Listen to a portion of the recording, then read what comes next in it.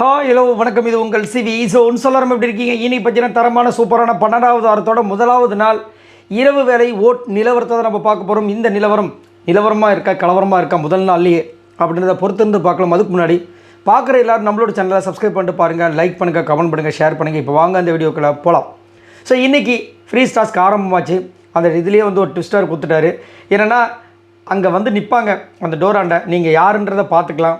அவங்கள நீங்கள் திரும்ப பார்க்கணும் அப்படின்னா உள்ள ஒரு டாஸ்க் நடக்கும். தனியால் போய் ஆக்டிவிட்டி ஏரியாவில் அந்த டாஸ்க்கை ஃபினிஷ் பண்ணால் தான் அவங்கக்கிட்ட போக முடியும்னு சொல்லிட்டு ஒரு ட்விஸ்ட்டை கொடுத்து அப்பப்பா சாண்ட்ரா பண்ணப்பா அந்த பட்ட பாடு இருக்கே பார்க்கும்போது நம்மளுக்கே பதட்டம் ஆகிடுச்சு. கடைசியில் அதை முடித்து குழந்தைகளை சந்தித்து குழந்தைங்கள்கிட்ட பேசி பிரஜன் நிறைய விஷயங்கள் ஷேர் பண்ணி அதுவும் பிரஜன் வெளியில் பேசும்போது திவ்யா பற்றி என்னென்ன பேசுனாரு, இவங்க வந்து திவ்யா பற்றி என்ன பேசுகிறாரு, கண்ணிக்கிட்ட சண்டை போடாத, திவ்யா கிட்ட சண்டை போடாத, விக்ரம பார் எப்படி நடித்து அழகாக முடிச்சாருப்பார். அந்த மாதிரி அப்பப்போ முடி ட்ரிகர் ஆகாத, பார்வதியை நம்பாத அப்படின்னு நிறைய விஷயங்கள் வந்து சொல்லிட்டு போனாப்புல ரொம்ப ஷாக்கிங் ஆகிடுச்சு. ஆனால் வந்ததுலேயே ஒரு சூப்பரான விஷயம், சாண்ட்ராவோட குழந்தைகள் வந்துட்டு பார்வதியோட ஃபேனாக அதை சொல்லுறது செம்ம மாதம் இருந்துச்சு.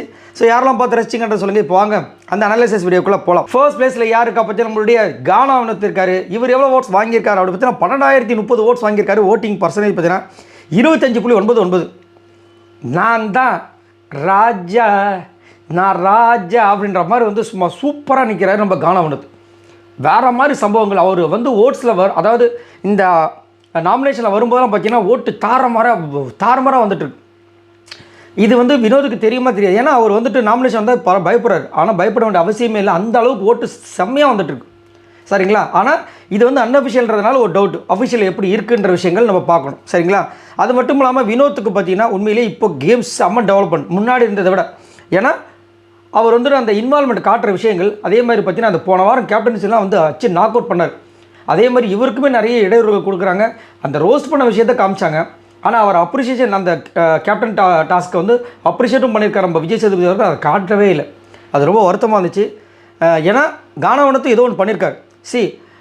கேப்டன் இந்த சீசனில் வந்து யாருமே கேப்டன் அது நல்ல பேர் வாங்கவே இல்லை. அதை வந்து அமித் வாங்கிறதுக்கு ட்ரை பண்ணார். அமித் முதல்ல குத்திட்டாங்க. சரி கானாவனத்தை நம்ம பண்ணுவோம் அப்படின்ட்டு எவ்வளோ விஷயங்கள் பண்ணார். ஆனால் அவருக்கு அந்த கிரெடிட் கிடைக்கவே இல்லை. பட் சூப்பரான ஒரு பர்சன். ரெண்டாவது பேசுறது நம்மளுடைய திவ்யா இருக்காங்க. இவங்க எவ்வளோ ஓட்ஸ் வாங்கியிருக்காங்க அப்படி பார்த்தீங்கன்னா 8,765 ஓட்ஸ் வாங்கியிருக்காங்க. ஓட்டிங் பர்சன்டேஜ் பார்த்தீங்கன்னா 18.94. ஸோ திவ்யாவுக்கு தாறுமாற ஓட்டு வந்துட்டு இருக்குது, மாற்றுக்கிறது கிடையாது. அதே மாதிரி பார்த்தீங்கன்னா திவ்யா, பார்வதி, போன வாட்டி யார் எஃப்ஜே, ஆதிரை, அதுக்கப்புறம் சுபிக்ஷாவா, அரோரா கூட போயிட்டாங்க. 5 பேர் தான் ஹாட் சீட்டில் இருந்தாங்க. ஸோ அஃபிஷியல் ஓட்ஸில் வந்துட்டு பார்வதிக்கு திவ்யாவுக்கும் ஓட்ஸ் கம்மியாக இருக்கான்ற விஷயங்கள் தெரியல. ஏன்னா எப்பயுமே அந்த சேவிங் ஆர்டர் பார்த்தீங்கன்னா கொஞ்சம் அப்படி இப்படி தான் பண்ணிட்டு இருக்காரு விஜய் சேதுபதி வந்துட்டு இருந்து. ஆனால் முன்னாடி கமலஹாசன் அவர்கள் கரெக்டாக பண்ணுவார். அது வந்து கொஞ்சம் இன்னுமே வந்து நிறைய பேருக்கு டவுட்டை தான் கிளப்பி விட்டுட்டுருக்கு. அதே மாதிரி திவ்யாவை பற்றி பார்த்தீங்கன்னா பிரஜன் வந்துட்டு எதையுமே சொல்லவே இல்லை. திவ்யா வந்துட்டு கரெக்டாக தான் பண்ணிகிட்ருக்காங்க. நீ தேவையில்லாமல் அந்த பொண்ணை மிஸ் அண்டர்ஸ்டாண்டிங் பண்ணிக்காத அப்படின்ற மாதிரி ஒரு சில விஷயங்கள் வந்து சொன்னது கொஞ்சம் அதிர்ச்சியாக இருந்துச்சு. ஏன்னா பிரஜன் வெளியே வந்து வேறு மாதிரி கருத்துக்கள் தெரிவிச்சிருந்தார். உள்ளே வந்து வேறு மாதிரி கருத்துக்கள் தெரிவிக்கிறது கொஞ்சம் ஷாக்கிங்காக இருந்துச்சு. அது மட்டும் இல்லாமல் திவ்யா வந்துட்டு குழந்தைகளில் பேசுகிற விஷயங்களும் சூப்பராக இருந்தது. ஏன்னா குழந்தைகளை பார்த்தா யாருக்கு தான் வந்துட்டு பிடிக்காமல் போகும். அது ரொம்ப அழகாக இருந்துச்சு. ஆனால் ஒரு இடத்துல வந்துட்டு அந்த பாப்பா வந்து நீங்கள் அரோராவை சொல்லியிருப்பாங்க, உனக்கு யாரை பிடிக்கும்னு கேட்டிருப்பாங்க. எனக்கு அரோரா பிடிக்கும், என்ன பிடிக்காதா அப்படின்னு திவ்யா கேட்டிருப்பாங்க. நீங்கள் தான் எங்கள் அம்மா கிட்ட சண்டை போட்டிங்களே அப்படின்னு சொல்லியிருப்பாங்க. அது உங்கள் அம்மா சண்டை போடுறது நீ கவனிக்கலையா அப்படின்னு திவ்யா சொன்னதெல்லாம் பார்க்குறதுக்கு செம்ம க்யூட்டாக இருந்துச்சு. ஸோ உங்களுக்கு திவ்யா பற்றி என்ன பிடிக்குமா பிடிக்காதுன்ற சொல்லுங்கள். மூணாவது பேர் பார்த்தீங்கன்னா நம்மளுடைய விஜய் பார்வதி இருக்காங்க. இவங்க எவ்வளோ ஓட்ஸ் வாங்கியிருக்காங்க அப்படி பார்த்தீங்கன்னா 6,883 ஓட்ஸ் வாங்கியிருக்காங்க. ஓட்டிங் பர்சன்டேஜ் பார்த்தீங்கன்னா 14.87. ஸோ விஜய் பார்வதி கண்டிப்பாக செம்ம ஜாலியாக இருந்திருப்பாங்க இன்றைக்கி. ஏன்னா அந்த குழந்தைகளோட மனசை பிடிச்சிட்டாங்க. ஏன்னா வந்த உடனே ஒரு டான்ஸ் பண்ணாங்க. டான்ஸ் பண்ணதுக்கப்புறமா இங்கேருந்து கம்ப்ளைண்ட் பண்ணுறாங்க சாண்ட்ரா கிட்ட. யார் ஃபஸ்ட்டு பாப்பா மித்ரா என்ன சொல்கிறான்னா, பார்வதி ஆண்டியோட கண்ணை அந்த சபரி அங்கிள் தானே அடித்தார், அவர் சும்மா விடக்கூடாதுன்னு போய் அடினோன்னு ஓடி போய் டியூன்னு விட்டாங்க. சபரி ஆனால் உண்மையிலே க்யூட்டுங்க. அந்த குழந்தைக்கு ஏற்ற மாதிரி அவரும் கீழே விழுந்தார். ஒரியெல்லாம் படிக்கவே இல்லை, குழந்தைக்கு தானே அவருக்கு தெரியும் அப்படின்னு சொல்லிட்டு. ஏன்னா அவர் ஆல்ரெடி சாரியெல்லாம் கேட்டாப்புல. சரிங்களா? எனக்கு அதனால தான் நான் அப்போத்துலேருந்து சபரியை பிடிக்குன்னு சொன்ன விஷயங்கள் அவர் நிறைய விஷயங்கள் மிஸ் பண்ணுறாரு. சரிங்களா? அதுக்கப்புறம் வந்துட்டு பார்வதியை வந்து லாஸ்ட்டாக கிளம்பும்போது கூட வந்து பார்வதியை கூப்பிடு, அது ரெண்டாவது பாப்பா.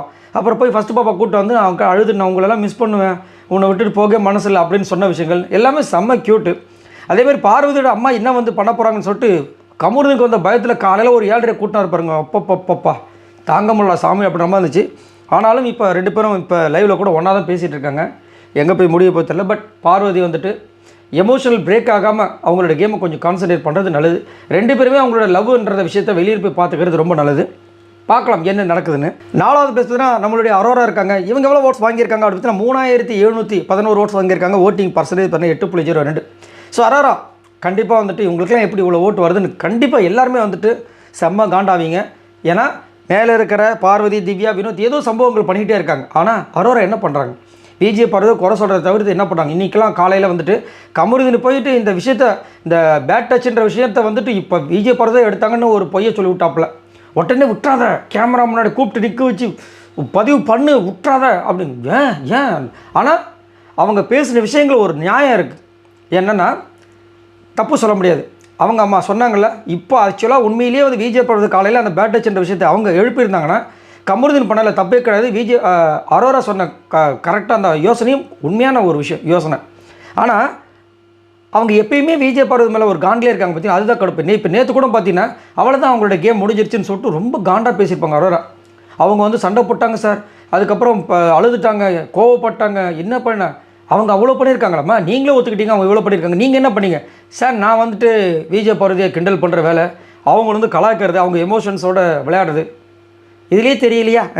5வது பேஸ் பார்த்தீங்கன்னா சாண்ட்ரா இருக்காங்க. இவங்க எவ்வளோ ஓட்ஸ் வாங்கியிருக்காங்க அப்படி பார்த்தா 3174 ஓட்ஸ் வாங்கியிருக்காங்க. ஓட்டிங் பர்சன்டேஜ் பார்த்தா 6.86. பிரஜன் சொல்லிட்டார், நைஸாக சொல்கிறாரு, பிபி டைட்டில் வின்னர் யார் நம்ம யோசிச்சோல்ல, அவங்க கிடையாது. விஜய் பார்வதி யோசிச்சிருப்பாங்க போல இருக்கு, அவங்க கிடையாது. வெளியில எல்லாம் தெரிஞ்சு போச்சு. இப்போ வரைக்கும் யாருடைய கன்ஃபர்மேஷனில் உனக்கு நல்ல சான்ஸ் இருக்குது, மிஸ் பண்ணிட்டாத அப்படின்ற மாதிரி வந்துட்டு நாசுக்காக ஒரு சில விஷயங்கள் சொல்லிட்டார். அவங்க என்ன சொல்கிறா, அப்படியா, ஆமாம் புரிஞ்சுக்கோ அப்படின்ற மாதிரி. அதுக்கப்புறம் திவ்யா கிட்ட பகிச்சிக்காது, கண்ணிக்கிட்ட பகிச்சிக்காது. விக்ரம் என்ன பண்ணார், ஆதிரியை பற்றி ஒன்று பண்ணாரா, வெளியில் வந்துச்சா, உடனே சாரி கேட்டு சால்வ் பண்ணார் பேர். அந்த மாதிரி எல்லாத்தையும் சால்வ் பண்ணு, ட்ரிகர் ஆகாத, விஜய் பார்வதி கிட்ட பயாஸ்டாக இருக்காத. அது நீ வந்து அந்த சேது சார் இது கூட பேசும்போது அது ஒரு ரியாக்ஷன் காமிச்சு வெளியே எப்படி போச்சு தெரியுமா?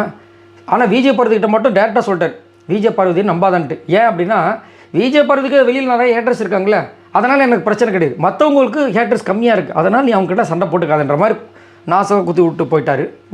6வது பேஸ் பார்த்தா சபரி இருக்கார். இவர் எவ்வளோ ஓட்ஸ் வாங்கியிருக்காரு அப்படின்னு 2958 ஓட்ஸ் வாங்கியிருக்காரு. ஓட்டிங் பர்சன்டேஜ் பார்த்தா 6.39. போன வாரம் பார்த்தீங்கன்னா சபரி நல்ல ஒரு ரோட்டில் இருந்தார், இப்போ சாண்ட்ரா கீழே இருக்கார். இதை நீங்கள் நோட் பண்ண வேண்டிய விஷயங்கள். சபரி உண்மையிலே தங்கமான ஆள், நான் ஆல்ரெடி சொன்னதான். இன்றைக்கி குழந்தைங்க வந்துட்டு நீங்கள் வந்துட்டு விஜய் பார்வதி ஆண்டி கண்ணில் குத்திட்டீங்க அப்படின்னு சொல்லும்போது அவர் அதை ஸ்போர்ட்டிவாக எடுத்துகிட்டு கோவலாம் படலை, குழந்தைங்க சொல்லுது. உடனே அவங்க வந்து 8 வைக்கிறமா வந்து தம்மானு வந்தார். கடைசியில் போகிறதுக்கு முன்னாடி நான் உங்களை பாண்டாவாக மாற்றணும்னு சொல்லிட்டு கண்ணில் வந்து இந்த பக்கம் இந்த கருப்பு கலரில் மையை தடவி தலையில் உச்சி குடிமை போட்டு விட்டு இப்போ வரைக்கும் கட்டவே இல்லை. நான் தான் சொல்கிறேன், சபரி நல்ல தங்கமான ஆள், ஆனால் என்ன பண்ணுறது, ஏதோ ஒரு இடத்துல மிஸ் ஆகிட்டே இருக்குது. 7வது பேஸ் பார்த்தா விக்ரம் இருக்கார். இவர் எவ்வளோ ஓட்ஸ் வாங்கியிருக்காரு அடுத்து 2717 ஓட்ஸ் வாங்கியிருக்காரு. ஓட்டிங் பர்சன்டேஜ் பார்த்தீங்கன்னா 5.87. நான் நினச்சி கூட பார்க்கல விக்ரம் 7வது பேஸ் வருவார்னு. ஏன்னா அவர் டாப் 5ல் இருக்கிற ஒரு கண்டஸ்டண்ட்டை தான் நான் பார்க்குறேன். ஏன்னா அவர் நிறைய விஷயங்கள் பண்ணியிருக்காரு. ஃபஸ்ட்டு 5 வாரம் ஏமாத்தினார், இல்லைன்னு சொல்லவே முடியாது. ஆனால் அதுக்கப்புறமா இந்த கேமுக்காக அவர் நிறைய விஷயங்கள் பண்ணியிருக்கார், சரிங்களா? வில்லனாகவும் தெரிஞ்சிருக்கார். அப்படின்னு இருக்கும்போது அவருக்கு திடீர்னு இவ்வளோ ஓட்டு கம்மியாக வருது, அரோராவுக்கு ஓட்டு அதிகமாக வருது, விக்ரமுக்கு ஓட்டு கம்மியாக வருது. இதை என்னால் சத்தியமாக ஏற்றுக்க முடியல. விக்ரம் நடிக்கிறதா இல்லைன்னு சொல்லவே இல்லை, ஆனால் ஏதோ ஒன்று பண்ணுறாருல கண்டென்ட்டுக்காக. 8வது பேஸ் பார்த்தீங்கன்னா கனி இருக்காங்க. இவங்க எவ்வளோ ஓட்ஸ் வாங்கியிருக்காங்க அப்படி பார்த்தீங்கன்னா 2459 ஓட்ஸ் வாங்கியிருக்காங்க. ஓட்டிங் பர்சன்டேஜ் பார்த்தீங்கன்னா 5.31. கனியுமே 8வது பிளேஸில் இருக்குது. எனக்கு உண்மையிலேயே வருத்தம் தான். ஏன்னா கனி நல்ல ஒரு திறமையான ஒரு போட்டியாளர். எவ்வளோ விஷயங்கள் நெகட்டிவாக வந்து அப்படி இப்படி போயிருக்கலாம், பட் இருந்தாலும் சூப்பரான ஒரு திறமையான ஒரு போட்டியாளர். இந்த ஏஜ்லேயும் வந்துட்டு கமருதீன் ஈக்குவலாக வந்து அந்த கேப்டன்ஷிப் டாஸ்க்கை பண்ணாங்க பார்த்தீங்கன்னா, அது மாசு. என்னதான் இருந்தாலும் அதாவது கேமில் இருந்தால் இங்கே அங்கேன்னு சொல்லிட்டு சண்டை போட தான் செய்வாங்க. ஆனால் அந்த ஏஜையும் மீறி age is not and just a நம்பர்னு சொல்லுவாங்க பார்த்தீங்கன்னா, அதை வந்து ப்ரூவ் பண்ணவங்க கனி. அவங்களுக்கு ஓட்டு வரலையன்றது ஒரு வருத்தமாக இருக்குது. இந்த வாரம்லாம் வந்துட்டு சுபிக்ஷா இருக்க, அரோரா இருக்க, இவங்க போனாங்கன்னா எனக்கு சத்தியமாக ரொம்ப கஷ்டமாக இருக்கும். 9வது பிளேஸ் பார்த்தீங்கன்னா சுபிக்ஷா இருக்காங்க. இவங்க எவ்வளோ ஓட்ஸ் வாங்கியிருக்காங்க அப்படி பார்த்தீங்கன்னா 1915 ஓட்ஸ் வாங்கியிருக்காங்க. ஓட்டிங் பர்சன்டேஜ் பார்த்தீங்கன்னா 4.14. சுபிக்ஷா பற்றி சொல்கிறதுக்கு எனக்கு சுத்தமாக ஒன்றுமே இல்லை. நீங்கள் ஏதாவது வச்சுன்னா சொல்லுங்கள். 10வது பிளேஸ் பார்த்தீங்கன்னா அமித் இருக்காரு. இவர் எவ்வளோ ஓட்ஸ் வாங்கியிருக்காரு அப்படி பார்த்தீங்கன்னா 1673 ஓட்ஸ் வாங்கியிருக்காரு. ஓட்டிங் பர்சன்டேஜ் பார்த்தீங்கன்னா 3.61. எவ்வளோ தங்கமான மனுஷன். ஆனால் ஓட்டு வரதா பார்த்தீங்கன்னா சுபிக்ஷா கூட ஓட்டு போட மனசு இருக்குது, ஆனால் அமித்துக்கு ஓட்டு போட மனசு இல்லைன்றத ஒரு வருத்தமாக இருக்குது. ஏன்னா அவர் விஜய் பார்வதி கூட ஃப்ரெண்ட்ஷிப்பாக இருக்கிறனால. இதே அவர் வந்து இந்த அன்புகன் கூட இருந்தால் அவருக்கு ஓட்டு வந்திருக்கல, ரொம்ப கொடுமை. சரி, ஆனால் அமித் வந்து இந்த வாரம் கண்டிப்பாக இருக்கணும், இந்த வாரம் இருப்பார். அவங்க குழந்தைங்களையும் மனைவியும் நம்ம பார்க்கணும், சரிங்களா? ஏன்னா அவ்வளோ சூப்பராக வந்து அமித் சொல்லியிருக்காரு. அந்த ஒரு விஷயத்தில் கண்டிப்பாக எனக்கு வந்து அமித் வந்து டாப் 5 வரணும் ஆசை. பட் ஓட்டை பார்த்து அந்த மாதிரி தெரியல. சரி, இவங்க எல்லாரும் மொத்தமாக ஓட்ஸ் இது வரைக்கும் பார்த்தீங்கன்னா 46,285 ஓட்ஸ் வாங்கியிருக்காங்க. ஸோ நீங்கள் உங்களோட கருத்துக்களை சொல்லுங்கள். இந்த வாரம் கண்டிப்பாக டபுள் எவிக்ஷன் இருக்க வாய்ப்பு எக்கச்சக்கமாக இருக்குது. ஆனால் சிங்கிள் எவிக்ஷன் இருக்கிறதுக்கு வாய்ப்பு இருக்குது. ஏன்னா மணி பேங்க் அப்படின்ற ஒரு விஷயம் வந்துச்சுன்னா அதை எடுத்துகிட்டு ஒருத்தவங்க போயிடுவாங்க. அதுக்கப்புறம் மிட் வீக் எவிக்ஷன் ஒன்று வரும். ஸோ அப்படின்னு இருக்கும்போது சிங்கிளாக டபுள். ஸோ நீங்கள் உங்களோட கருத்தை சொல்லுங்கள். இந்த வாரம் யார் வெளியே போவாங்க? மறக்காம கமெண்ட் சொல்லுங்கள். பாய் நண்பர்கள்.